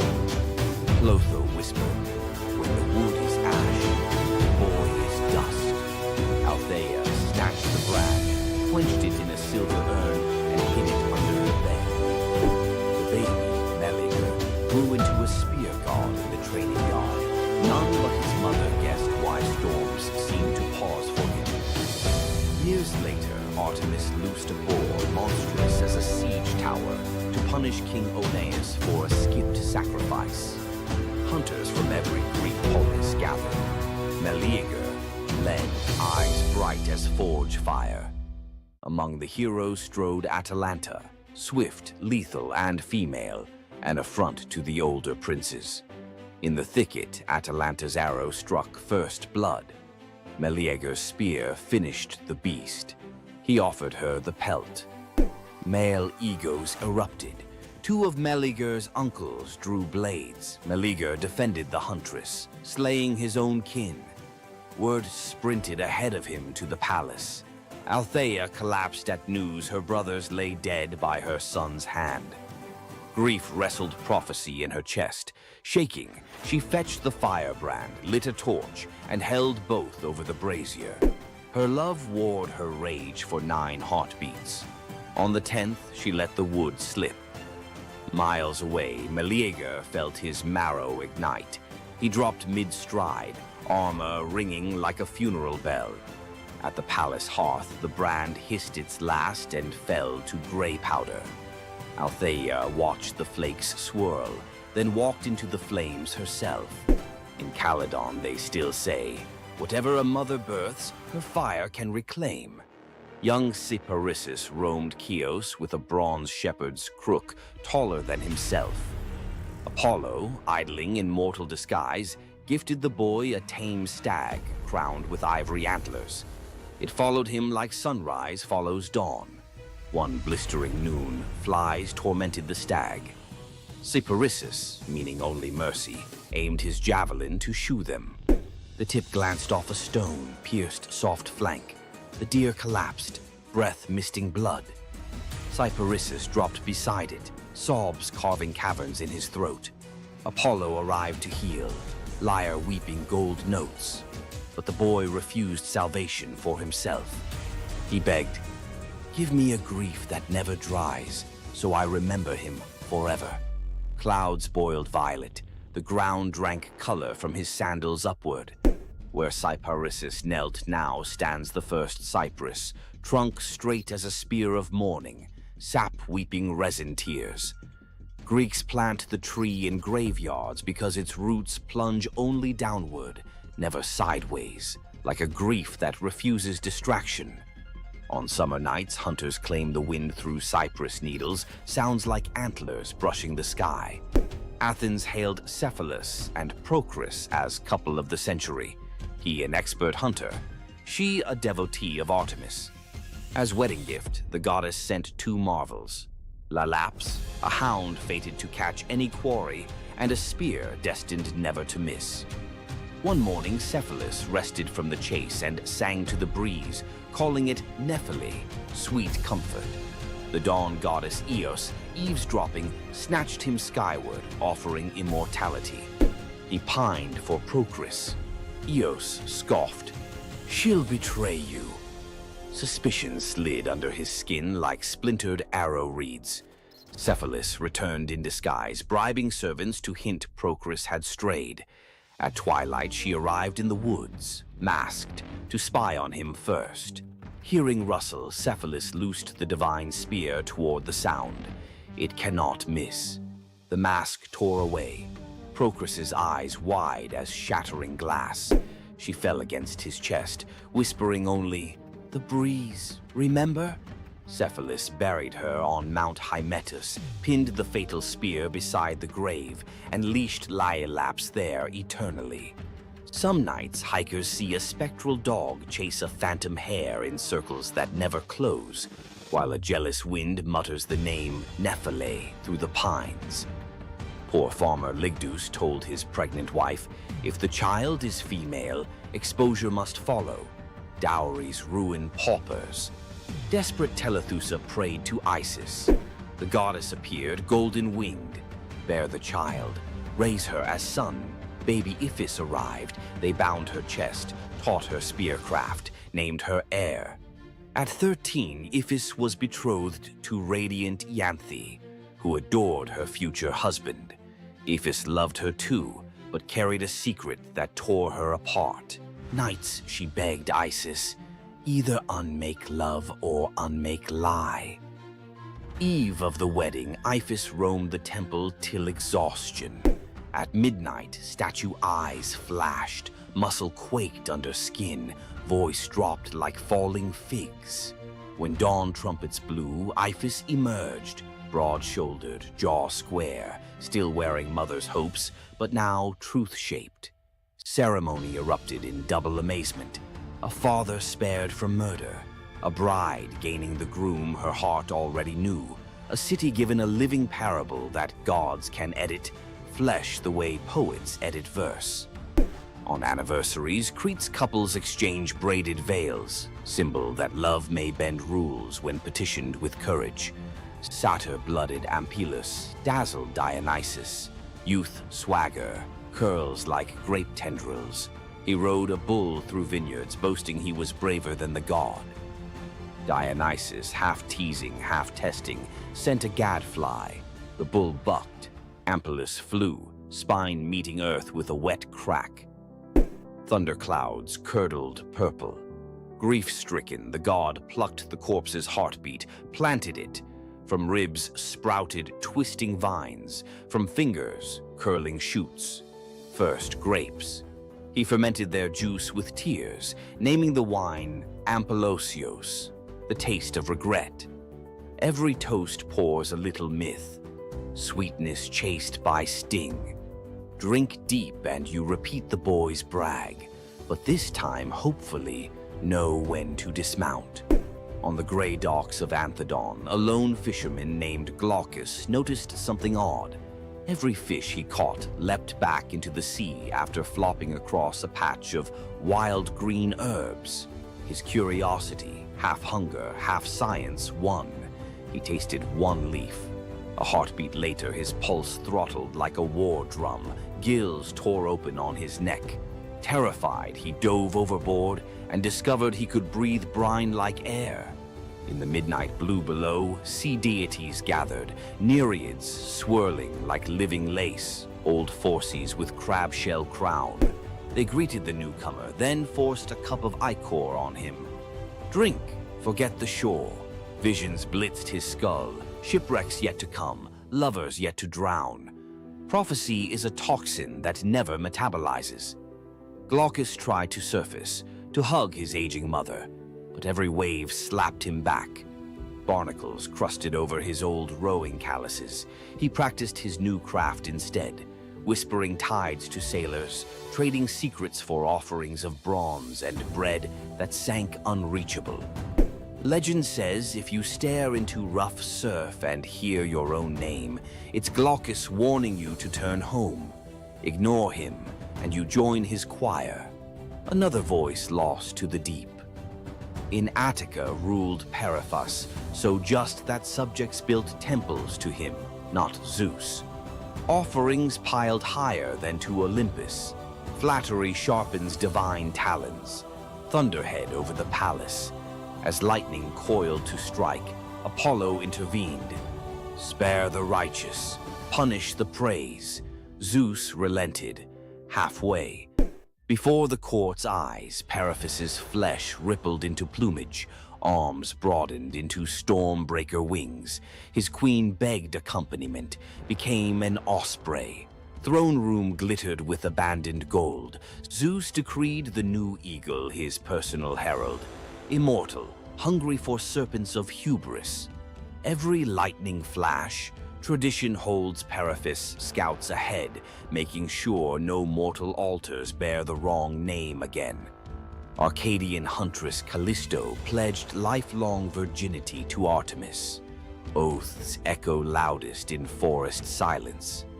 Zeus, disguised as Artemis, tricked Callisto when her secret pregnancy showed. The real goddess burned with double fury, betrayed and impersonated. Artemis transformed the girl into a shaggy bear. Callisto's newborn, Arcus, left human. Years later, on a hunt, Arcus drew bow at the lunging bear, unaware it was his mother. Zeus intervened, flinging both into the sky as Ursa Major and Ursa Minor. They circle Polaris forever, never touching, an eternal near miss engraved in stars. Notice how each story spins one spindle. Desire collides with destiny, and form shatters. Greek myth isn't merely about gods showing off, it's about limits. And the instant you cross them, reality melts and recools into shapes that remember the crime. Which of tonight's transformations branded you hardest? Firebrand, spear, cypress, rose curse, or braided veil? Write its name in the comments, but add one line. If this myth were my life lesson, I'd finish the sentence. Best confession gets read on next episode. Immortal as any Greek hero. Slap that like if you felt the heat of Meleager's log or the sea spray of Phaon's oars. Subscribe and ring the bell so the algorithm threads your name into our next tapestry. Remember, stories are sparks. Hold them too lightly and they fade. Grip them too hard and they burn. Find your balance. See you in the weave. Imagine having a wish so powerful that everything you touch turns to gold. Sounds like a dream, right? But for King Midas, this dream turned into a nightmare. Let's dive into his tragic story. Once upon a time, King Midas ruled over a prosperous kingdom known for his wealth and opulence. But Midas wasn't just content with riches. He wanted more. He wished for the ability to turn anything he touched into gold. One day, the god Dionysus appeared before him and, impressed by Midas's devotion, granted him the wish. At first, Midas was overjoyed. Everything he touched, his food, his treasures, his furniture, transformed into gold. His wealth grew beyond imagination, and his joy knew no bounds. But soon, Midas realized the curse of his wish. He touched a rose, gold. He touched his food, gold. Desperate for a meal, he tried to drink water, gold. In horror, Midas realized that even his daughter, whom he loved dearly, turned into a lifeless golden statue when he touched her. Furious with the consequences of his greed, Midas begged Dionysus for mercy. The god, seeing the king's suffering, told him to wash in the river Pactolus. And in that moment, Midas's golden touch was taken away. The river's waters, now imbued with Midas's curse, carried gold downstream, forever tainting the land. King Midas's story is a reminder that greed often blinds us to the consequences of our desires. His once prized gift became his greatest curse, teaching us that not all treasures are worth the price. If King Midas's tale of power and greed left you thinking, make sure to subscribe for more epic Greek myths and their timeless lessons. Stay tuned for more stories of fate, love, and the god's wrath. Loki's punishment was brutal. Bound deep within a cavern, his body lashed to 3 jagged rocks with the entrails of his own son. Above him, a serpent hung poised, venom dripping relentlessly onto his exposed skin. This scene, drawn from the Poetic Edda and the Prose Edda, became a symbol of both divine vengeance and suffering that echoed through Norse legend. But the gods never counted on one presence: Sigyn, Loki's faithful wife. Her hands trembled as she knelt beside him, catching each drop of poison before it could sear his flesh. Her quiet devotion became a fragile shield against the god's wrath. Why did she choose loyalty over escape? The answer reveals a truth about love that endures even when the world itself seems lost to darkness. Yet before the cavern, before the venom and the silence, there was a betrayal that shook the heart of Asgard. Baldur was the light of Asgard, cherished by gods and mortals alike.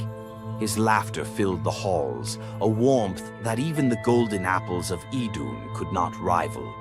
When ominous dreams began to trouble him, his mother Frigg, desperate to protect her son, secured oaths from every creature and object in existence never to harm him.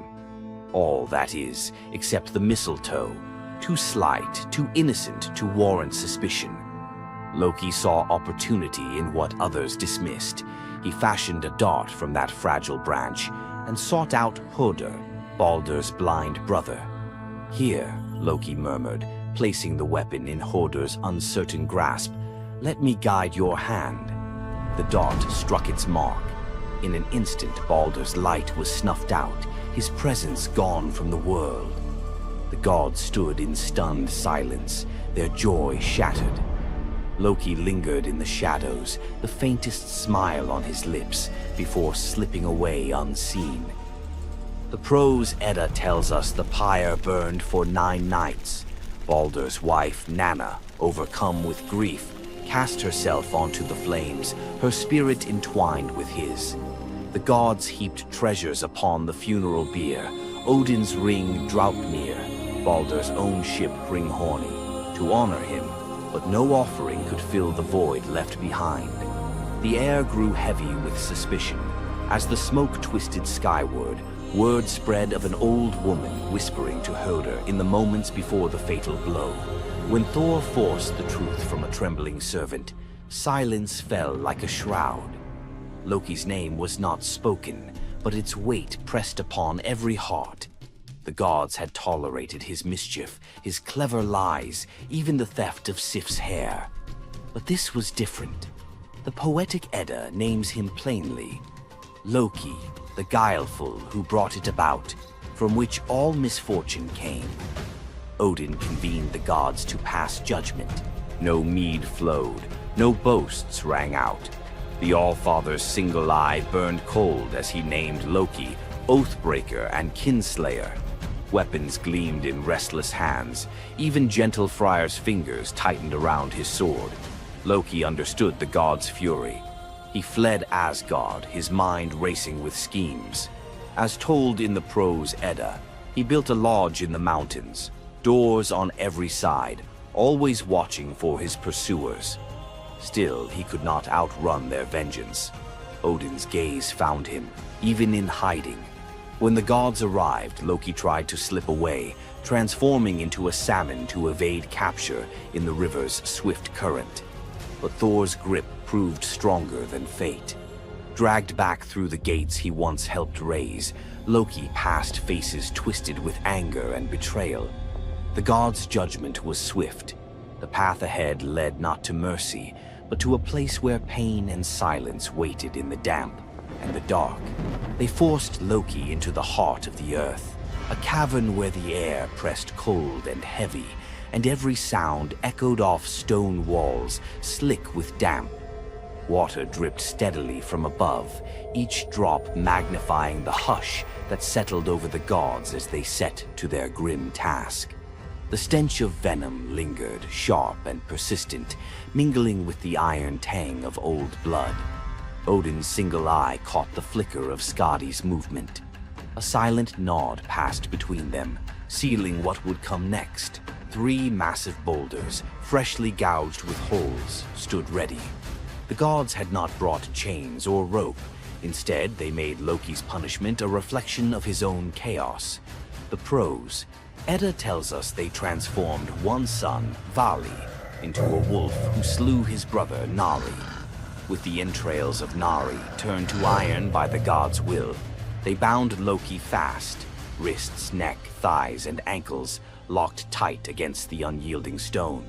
As the Völuspá declares, with the guts of his ice-cold son, the killer is bound.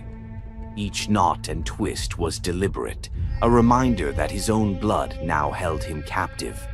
The weight of the rocks pressed into his flesh, a constant ache that would never fade. Skadi stepped forward, her presence sharp as frost. In her hands a serpent writhed, its fangs gleaming. She fixed the creature to a stalactite directly above Loki's face. "For Balder," she said, her voice steady and cold. The serpent's jaws parted, and a bead of venom gathered at its tip. It hung for a moment, then fell. Loki's scream reverberated through the cavern, his body arching in agony as the venom burned into his skin. The pain was relentless, searing into bone, and the world above felt its echoes, earthquakes shaking Midgard, rivers shifting, the roots of Yggdrasil quivering. The gods watched in silence, their faces unreadable. Justice, they believed, had been served.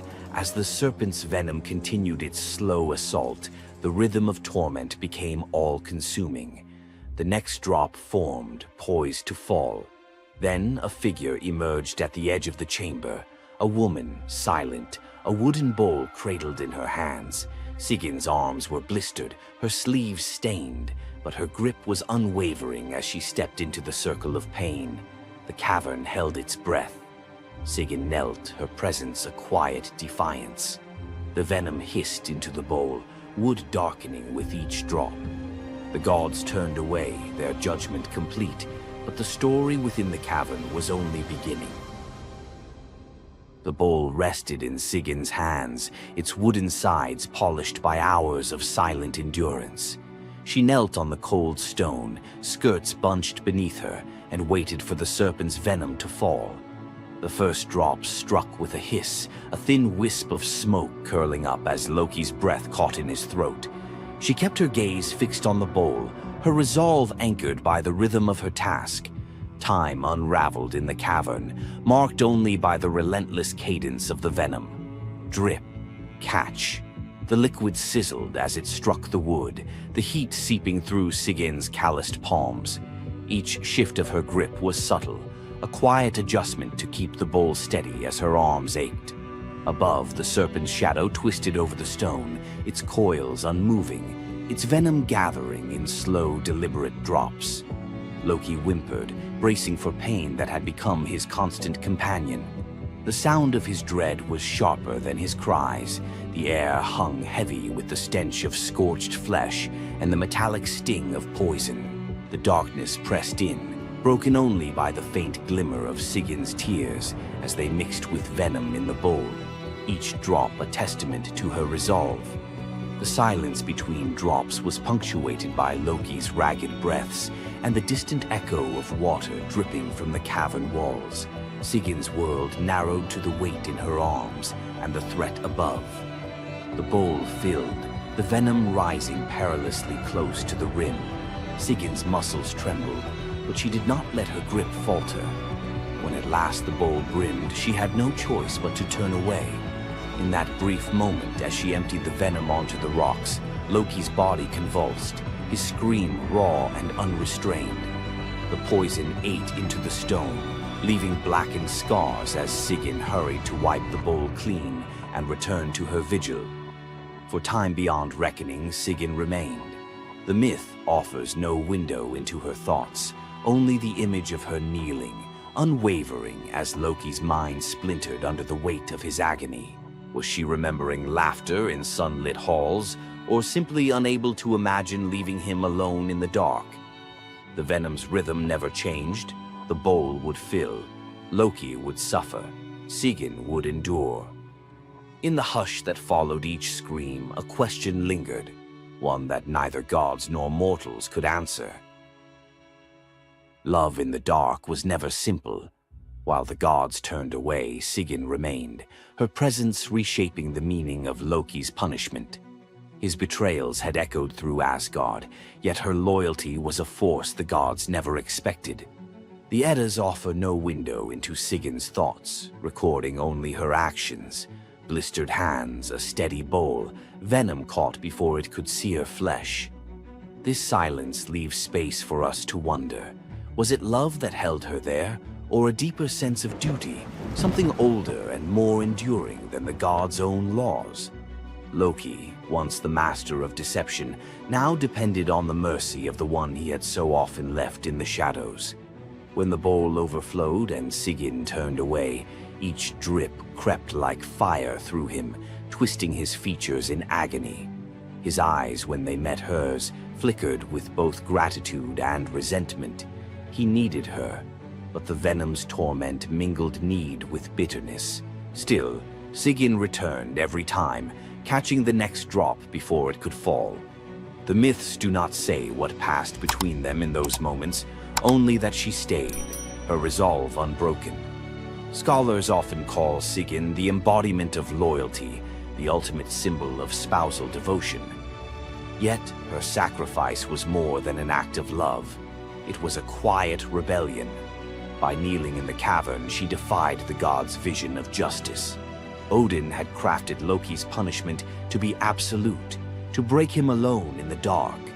Sigyn's refusal to abandon her husband became a shield, her presence a silent protest that denied the gods complete victory.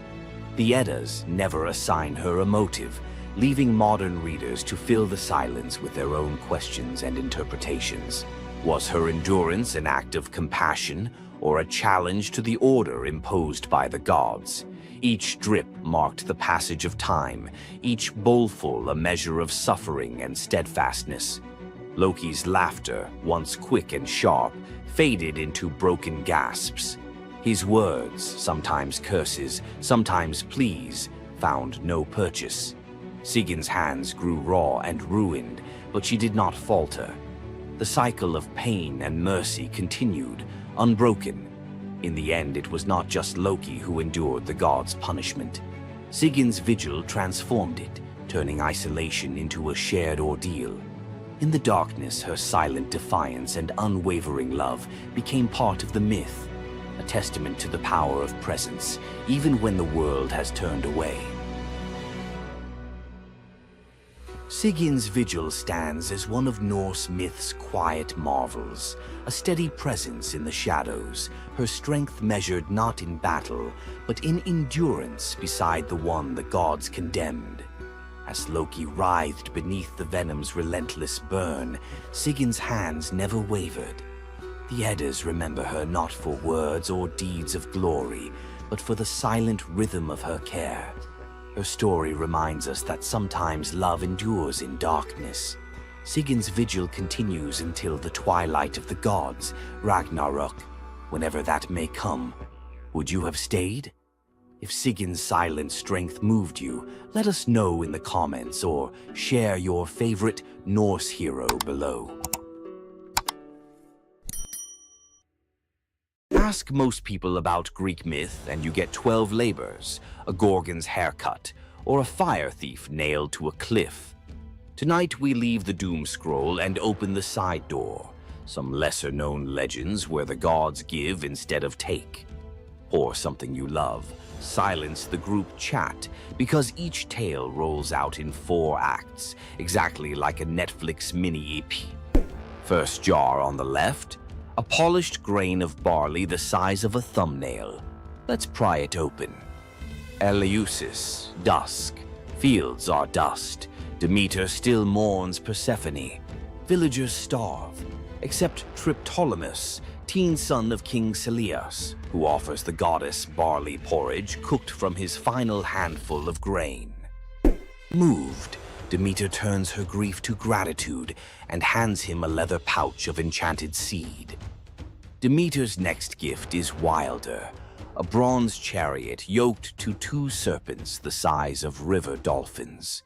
They hiss, but obey her touch. Fly, she tells Triptolemus, and sow the earth. He launches like steam from a kettle, dragons beating emerald wings over seas and mountains, seed flitting from his fist, taking root the instant it kisses dirt.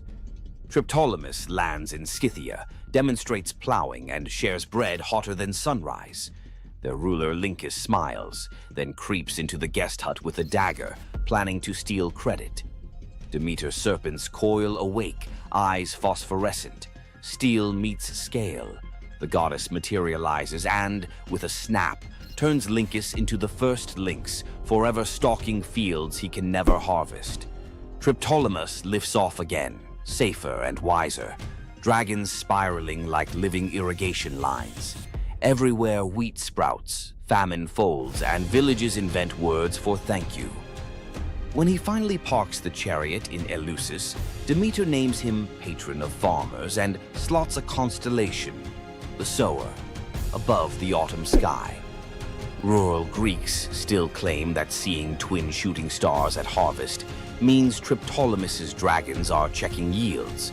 In Achaean rites, stonemason Mycilus woke 3 nights running to the same dream. Hercules, lion skin reeking of cedar smoke, beckoned him across the sea to the pebble-dappled waters of Asar. Leaving one's birthplace was illegal, but divine persistence outweighs city ordinances. Neighbors dragged him before the civic tribunal.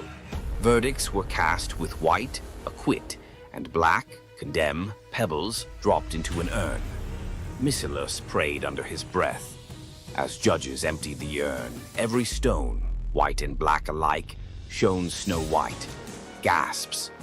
No law forbade miracle loopholes, so the council shrugged and released their suddenly blameless defendant. Mycilus sailed west. At Italy's heel, he found the river Asar flashing with pale cobbles, exact match to his dream. He also found an old burial mound dedicated to a local hero named Croton, once hospitable to Hercules himself. Prophecy clicked like a lock. He founded Croton on that spot, planting the first stone in the new city wall with his own calloused hands. 2 generations later, Croton would dominate Magna Graecia in athletics and medicine, home of Milo the wrestler and Pythagoras' school. Locals still tell tourists to pocket a white pebble for courage. Hercules' ancient thumbs up. On Crete, baby Zeus hides from Cronus inside the Idaean cave. A gentle goat, Amalthea, nurses him with milk so sweet it smells of thyme. Curate's warriors clash shields outside to drown infant cries. Toddler Zeus, already wrestling destiny, grabs Amalthea's horn during roughhousing. It snaps off. Horrified, he touches the broken horn and wills it to pour ambrosia and jewels, an apology in infinite supply. The horn becomes cornucopia, everlasting symbol of abundance. Amalthea is lifted to the stars as Capella, brightest goat in the sky. Every harvest festival, Greeks tip wine from a horn-shaped rhyton, so the cave child remembers. The practice survives today in the very shape of Thanksgiving centerpieces, because one young god learned that breaking something you love can birth generosity that never runs dry. Argos prepares a grand procession to Hera's temple 6 miles away. Oxen assigned to pull the gilded cart of priestess Sidip, aka Mor or Awor. Her sons, athletes Cleobus and Biton, lock eyes and shrug. We're the oxen today. They yoke themselves, veins corded, and drag the 2-ton cart under Mediterranean noon. Crowds scatter petals, sweat rains on marble road. At the temple steps, mother dismounts, trembling with pride. Sidippe prays, "Great Hera, grant my sons the best blessing a mortal can have." After sacrifice and feast, the exhausted brothers fall asleep in the sacred hall, smiles still ghosting their faces. They never wake. Peaceful exit at peak glory. Hera's idea of the highest gift. Argives commissioned life-size statues at Delphi, muscles forever flexed. Travelers note the serenity on stone brows. testament that sometimes a swift, dignified curtain call outranks long, ragged applause. Young Taurus, demigod son of Poseidon, pilots a skiff scouting for new colonies. The storm detaches rudder from reality. Mast snaps like uncooked spaghetti. Waves swallow everything but Taurus clinging to driftwood. Poseidon, scanning seafloor currents, flicks his trident.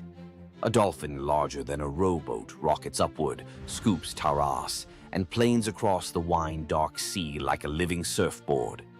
At dawn, the dolphin deposits him on Italy's sunlit heel.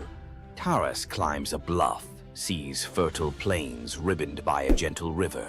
He plants Poseidon's miniature bronze trident in the sand and declares a new polis. The colony, Tarentum, today's Taranto, mints coins of a boy riding a dolphin, trident aloft. Local fishermen still carve tiny dolphins on prows, tribute to the uncanny GPS system that once delivered a founder to the perfect harbor. Aphrodite and winged son Eros picnicked amid spring anemones, boasting who could gather the loveliest bouquet. With wings, Eros predictably stuffed his basket first. Enter Peristera, a mortal handmaid collecting herbs nearby. Seeing Aphrodite's crestfallen smile, she wordlessly tipped her own armful of blooms into the goddess's basket. Eros protested, "Rules breach." Aphrodite just laughed, victory fragrant in her arms. Jealousy and Cupid's arrows share barbs. Eros flicked one tiny dart and poof, Peristera shrank into downy white feathers. Aphrodite scooped up the bewildered bird, whispering apologies and protection. Peristera, now a dove, gained a new language of coos and cloud-high freedom. The goddess decreed doves sacred henceforth, harbingers of peace and liaisons for lovers. From Cyprus to Corinth, newlyweds release white doves, so their first horizon carries Peristera's gift. Help your friends win, and you may end up airborne, emblematic, and forever cherished by a goddess who remembers favors. Cretan teenager Epimenides entered a cave seeking a stray lamb. Cool air lulled him into a nap on soft moss. When he stepped back into sunlight, the lamb was a weather-bleached skull, and his town looked upgraded. He'd slept 57 years. Word of the time traveler raced to Athens, then reeling under plague and factional strife. They summoned Epimenides. He prescribed symbolic spring water baths for citizens and a cleansing of unjust murder cases, the world's first state-sanctioned amnesty. He also ringed the city with incense-burning altars to the unknown god, appeasing whichever deity felt snubbed. Within a year, the plague receded, civic tempers cooled. Grateful Athenians offered gold. Epimenides accepted only vines for his Cretan temple, proof that sleep had taught him value over price. Legends credit him with tweaking the Greek lunar calendar and penning riddling prophecies. Even today, Cretan shepherds warn drowsy companions, "Nap too long in a sacred cave, you'll wake up a consultant." Aristaeus, son of Apollo and huntress Cyrene, loved tinkering. Olives here, cheese there. When shepherds complained of wild honey going rancid, Aristaeus studied bees like living alchemy. Nymph tutors taught smoke calming and linen veils. Soon, Aristaeus produced honey rumored to heal fevers. Even Olympians craved his combs. One blistering summer, disease wiped out his hives. Desperate, he consulted shape-shifting Proteus, who advised a strange remedy.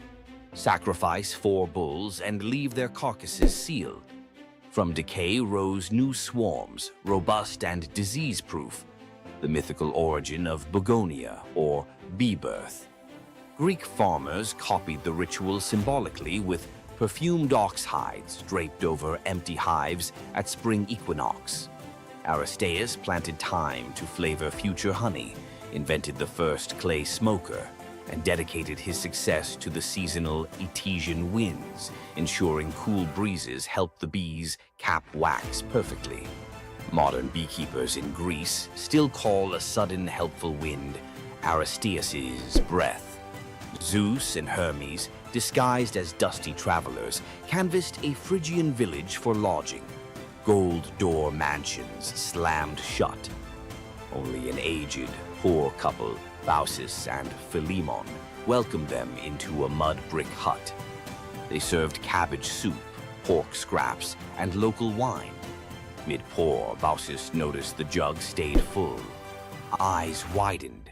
Guests revealed divine light. The couple's first instinct? Ask the gods to spare their nasty neighbors if possible. Mercy before schadenfreude, classy. The village morphed into a marsh. The hut blossomed into marble columns. Zeus offered any reward. They chose to be temple keepers and to die together. Years later, as breath slowed, bark crept over their skin. Philemon an oak, Baucis a linden, branches intertwined over the temple forecourt. Travelers claim the twin trunks still rustle blessings on strangers who share food with drifters. Local children leave tiny cups of soup under the roots, because kindness apparently scales from hut to eternity tree. From marble votes that rewrite destiny to bees reborn in golden sunlight, tonight's legends hum one chord. Generosity, of spirit, of risk, of welcome, catches the gods' attention faster than any heroic flex. Drop a comment naming the myth that lit you up and tell us how you'd translate its core gift into today's life. Food bank pop-ups, urban beehives, pop-up nappies. Best idea gets animated into next episode's intro, your username in ancient Greek graffiti. If tonight rekindled your sense that the universe sometimes rewards the generous, like the video, subscribe for more secret corridors of myth and tap the bell so the algorithm's dolphin swims our next story straight to you. Until then, keep a white pebble in your pocket, a spare bouquet for a stranger, and an ear attuned to wind that maybe, just maybe, started in a very old apiary. Ever wondered what it would be like to walk through the ancient world and encounter mythical creatures from Greek mythology? Get ready to meet the beasts that shaped legends. In Greek mythology, creatures were more than just beasts. They were symbols of the forces of nature, God's will, and humanity's struggle with the unknown. From the terrifying Minotaur lurking in the labyrinth to the mesmerizing sirens luring sailors to their doom, these creatures were as captivating as they